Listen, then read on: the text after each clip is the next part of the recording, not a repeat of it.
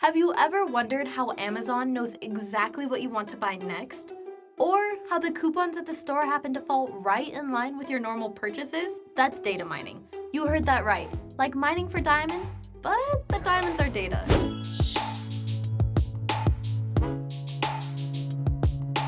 In order to understand data mining better, we need to understand what big data is first. Big data is just tons and tons of individual bits of information collected from internet searches, messages, web apps, online purchases, and much more, all stored in some sort of cloud. Data mining is then taking these bits of information, analyzing them, and then turning them into knowledge for a specific purpose. Data mining is based on behavior. It deals with determining patterns, trends, and predictions of what you'll do next.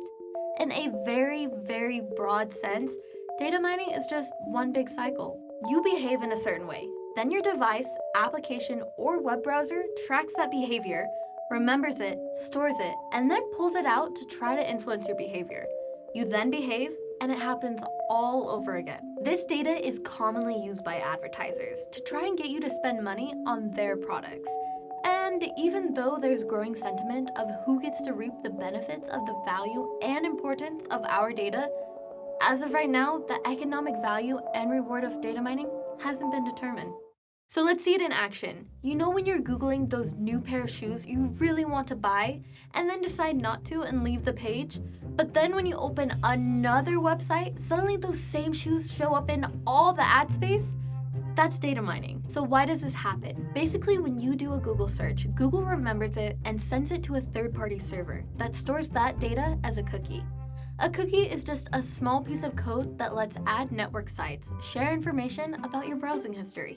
So then, when you go to another website that uses the same advertising network, it can pull this cookie and use it to display what's called a targeted ad in hopes that you'll go back and buy the product. Data mining introduces a lot of ways of improving our overall lifestyles and has already been used in ways you might not even be aware of. But wait! There's more! Schools have begun to look into data mining to better understand and track the progression of their students. Using real-time data, teachers can look at learning patterns and test score trends over the course of months, semesters, and even years. This feedback not only shows which individual students could use more support and what methods of teaching have shown better results over time, but it also allows families to see more of what's going on in their child's learning process. And it shows how they can be better helped in the classroom and at home. In the medical field, there have been multiple applications of data mining. These range from diagnosis-based applications, like predicting severe sepsis by analyzing sudden changes in multiple real-time vital signs, to operational applications, like making sure there's enough staff by comparing patient flow to productivity rates in clinics. This way of tracking human tendencies and behaviors has really started to shape the future of so many fields. Using real-time, accurate data not only reduces risk and margin of error, but it is also more cost-effective than previous strategies. Sounds like a dream, right? Well, yes and no. So you might be thinking then, how safe is my data really? Well, it depends. When it comes to stuff like your Amazon shopping history, your Google location history, or the fact that you like corgis on Facebook, there's not much to worry about. Data encryption and other security measures generally keep your information pretty safe. But data mining isn't flawless. Things like data breaches or system failures could potentially have serious consequences. Take counterterrorism strategies, for example. By using public data, the government can have a better idea of what its citizens are up to and can locate suspicious activity in hopes of prematurely stopping some sort of attack. But where does this become too big brothery? Some fear that by using public data to essentially categorize people into suspicious and not suspicious can generate what are called false positives, where a random offbeat purchase or random association with someone who is a suspected terrorist could place an innocent person into the suspicious category. And that's kind of terrifying.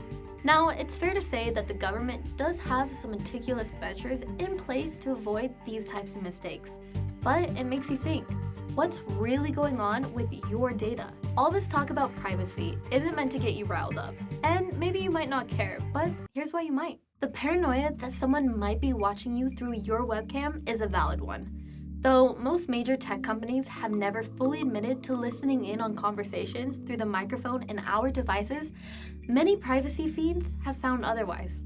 In multiple experiments done by repeating a certain random word that would have never appeared in one's search history, like Quad Blaster for ultrasonic bird repeller, and looking to see if it sparked a targeted ad, many found that there was in fact a connection. But remember, correlation does not necessarily mean causation. We all know that your physical device itself can hear what you say through trigger phrases like, "Hey Siri,"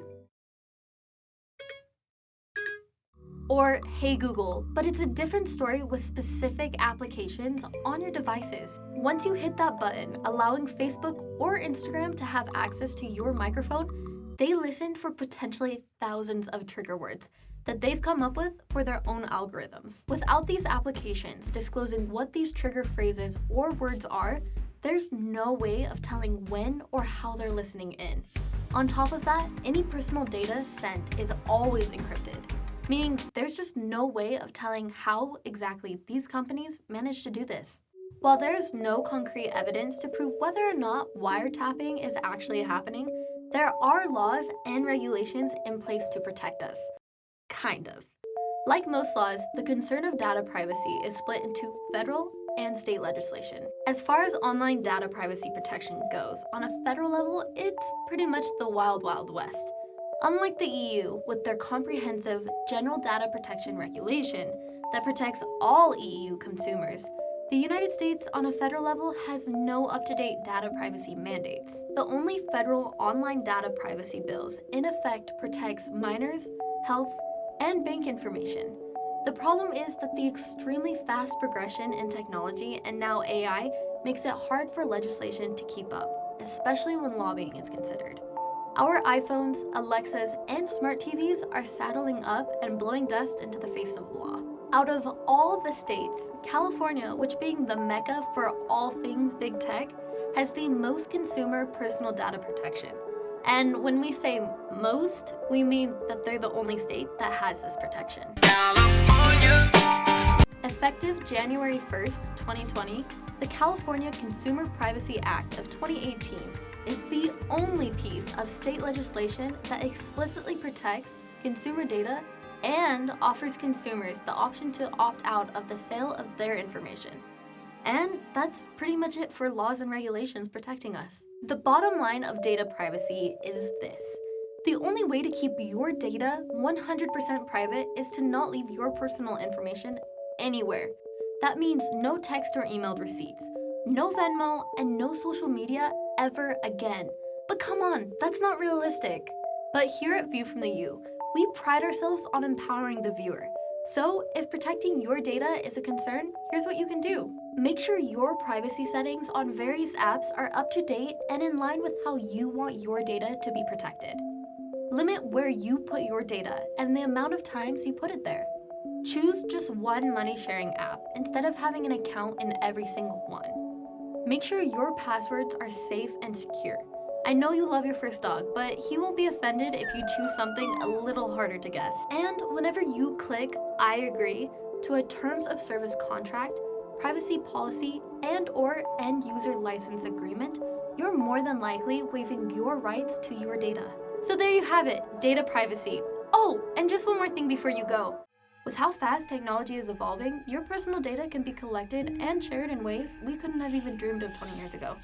Often in ways we still don't fully comprehend to this day. In a way, your data will live longer than you do. Anyways, we'll see you next time.